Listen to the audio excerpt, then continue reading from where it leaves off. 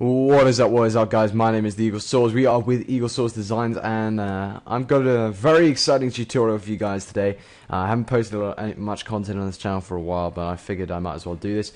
This is an effect I used in a recent project I did for a guy, and I worked this out for myself. I can't actually find any decent tutorials on it, at least not with voice, so I think this is why I'm making this tutorial. So let me show you what exactly we're working on today.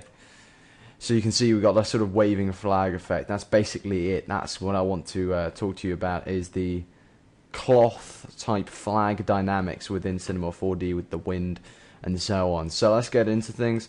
Get into a new document and put it at 720. Output 720. You can set up the save now. Let's do it.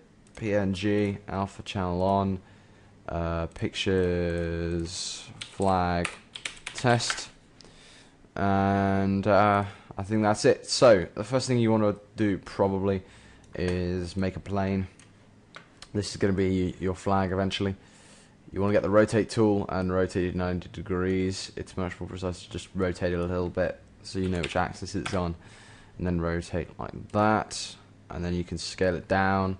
If you're wondering how you scale this object in one direction, I think you just click this orange icon here and then you can scale it in one direction. That makes it look a little bit more like a flag, about there somewhere. Scale it down a bit more. Let's move it up, and then let's make a flag pole. So I'm going to go up here to my objects, click and hold it down. Make a cylinder, drag it across. I'm going to set the radius at, say, 3. Let's try 3. Yeah, 3 looks good. Put it over the object, line it up, increase the height, just drag that down a bit. Maybe a little bit less height. Yeah, there you go. So you just want to check that's attached. I'm satisfied with that. Move it down a little bit more. Okay, right. Now, from here, what you want to do is you want to get the old plane and make it an editable object over here, and then you want to right click it, click cloth tags and cloth, and then basically that's it, done. All you got to do now is go for some settings. So from here, let's start with the tag settings. What you basically want to do is you want to go to iterations. You can leave it on 1. I reckon stiffness about 50%, flexion say 10%, something like that, and rubber at 10%. Maybe bounce 30%, 70%. I think that's probably fine.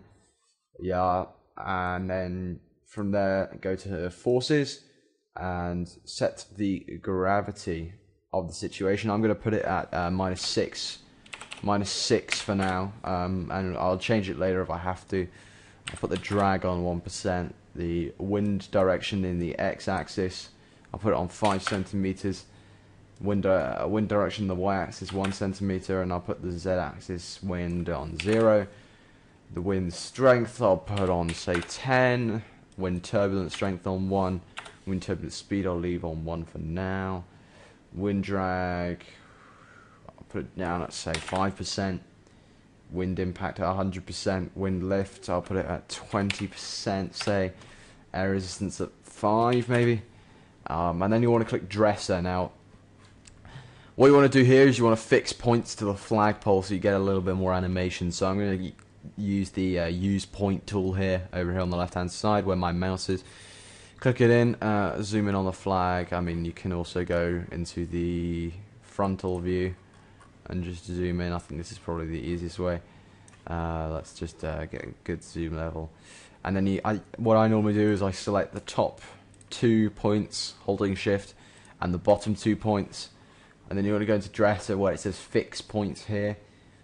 Just hit set and then go back into the perspective view and admire your own work pretty much. As you can see, we've got the flag moving here. That's pointing a little too sort of down, if you know what I mean, for my liking. So to change that, you just click on the cloth tag again, go to forces, turn down the gravity, say -3. We'll try that, half the gravity. Is that any better? Looks a bit like a windsock, to be honest. let's go ahead and turn down the wind drag to 3% and the wind strength to 8. See what that does. Yeah, that's looking good. Now, if you want to texture the flag, it's obviously very simple. You go into color, hit texture, and you can load up your texture. I've got a Union Jack somewhere in my downloads that I prepared. There it is. Just drag that onto the plane from there, and voila, a very patriotic tutorial there. And if you want to render this out, I think I've got ambient occlusion and global illumination on, so let's just render this out. It would help if I had some light. Let's put some light in.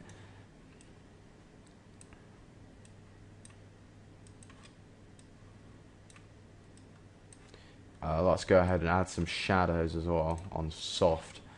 Right, now then, where's this going to go? Yeah, so very simple tutorial, quite easy to do, but it's quite useful sometimes if you want to make some sort of, it doesn't have to be used for flags, it could be used for a lot of different things as well. I once used this technique as a sort of background texture, or you just got like I just put a white matte texture like this behind the cloth, and then zoomed in like this, and then used, well, not quite like this, the plane was much bigger, but I used that as a sort of backing texture, and that worked quite nicely. You can use it for all sorts of things, but it's a quite nice, easy, quick tutorial, and I thought I'd share that with you guys. So hope you enjoyed. Take care.